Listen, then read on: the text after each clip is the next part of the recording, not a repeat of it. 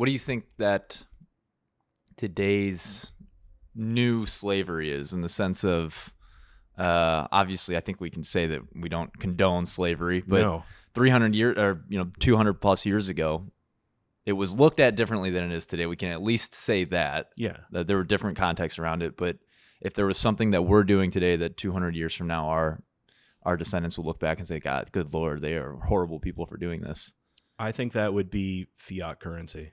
That would be using money that can be at will debased, which is not the same as slavery, right? Slavery involves an individual that is in their physical motions restricted and subjected to stuff. But it's less of a crime, but ultimately it's a similar thing in that you're taking the productive output of people out of their pockets, and there's no way they can opt out of it aside from not using that currency. And in the United States, there's not a way to not use the US dollar. You just have to do that, to transact with people. So that's something that I think very few people understand, but eventually will come around and agree that, yeah, that wasn't a good way of doing things. If we need money, we should ask for it, or, if we're a government, tax it or whatever, but be above board about it.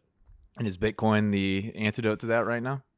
It's an antidote, but we still live in a physical reality. So, you may have heard of the $5 wrench attack. This is where I haven't.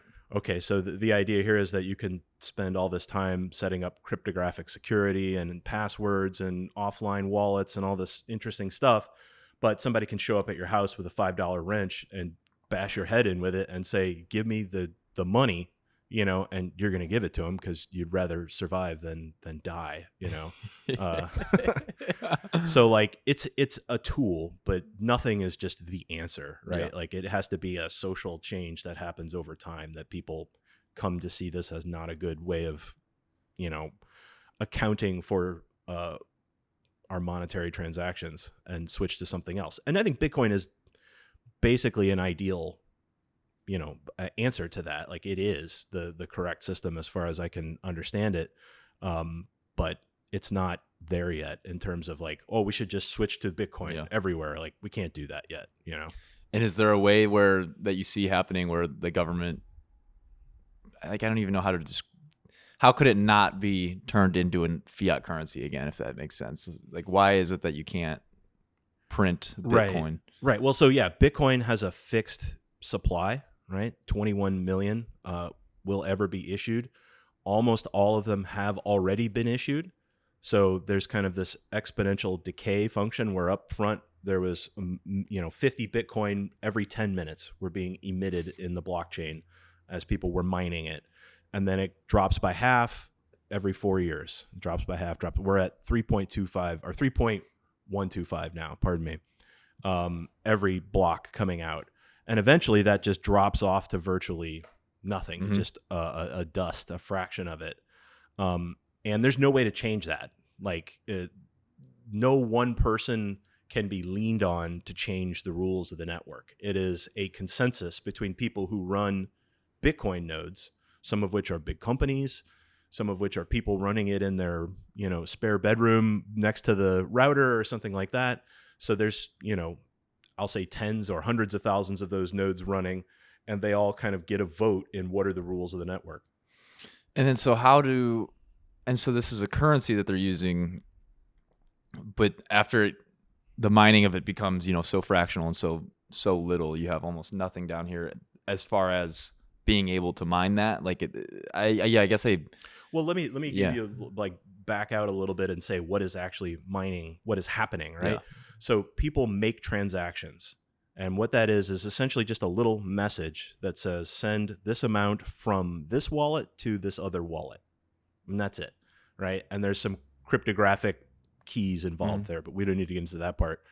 But every 10 minutes, the transactions that people have submitted to the network are added to a block, and then the miners are trying to fit that block onto the end of the blockchain.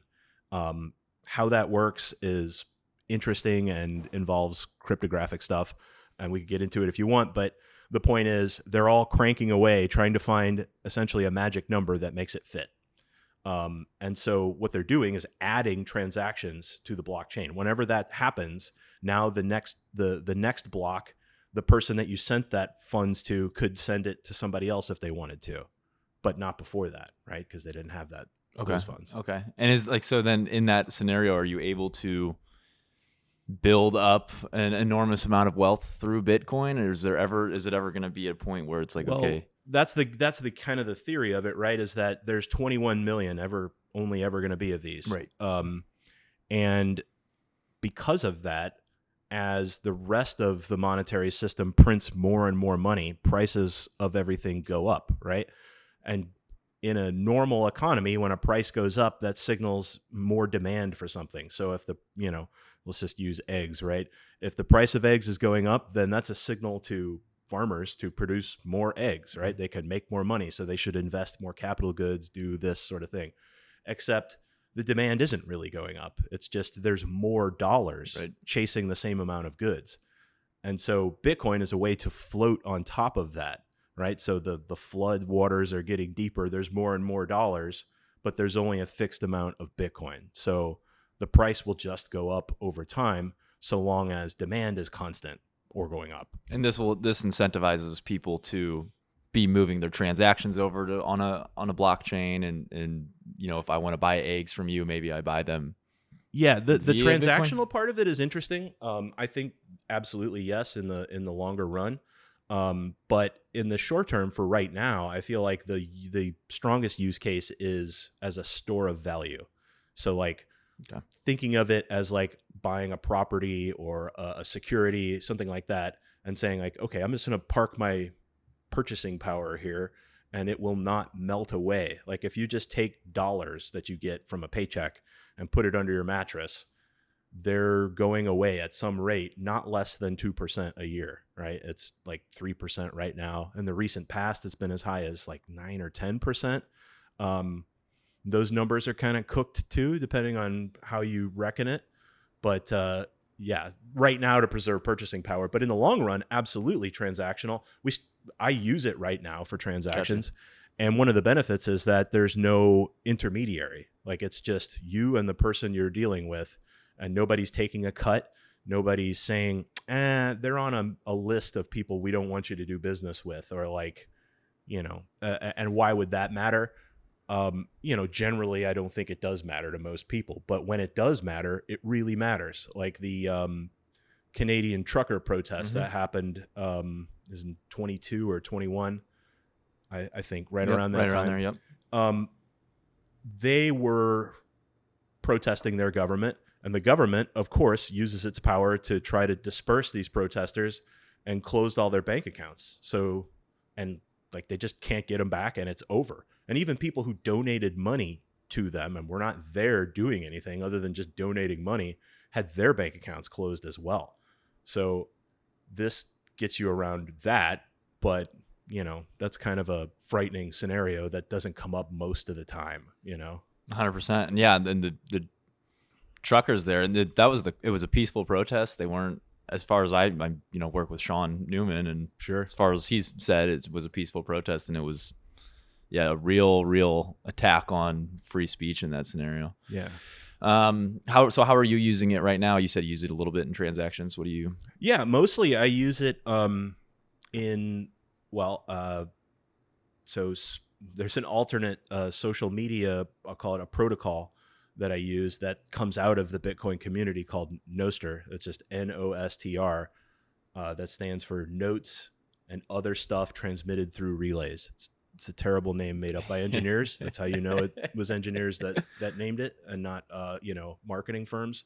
But on this platform, you can do what I would call microtransactions, right? So somebody posts something that's useful to me, I can send them a tiny amount of Bitcoin. Like the smallest divisible unit of Bitcoin is called a Satoshi, right? And there's 100 million Satoshis in one Bitcoin. Okay. So if Bitcoin is worth approximately $100,000 right now, 1,000 Satoshis is $1. So like I can send somebody 20 Satoshis and say, hey, that's a cool post. Good job. Thanks.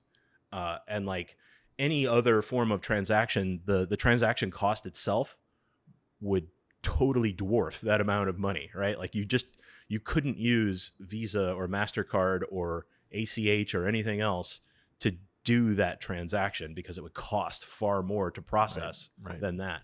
Whereas in Bitcoin, it doesn't.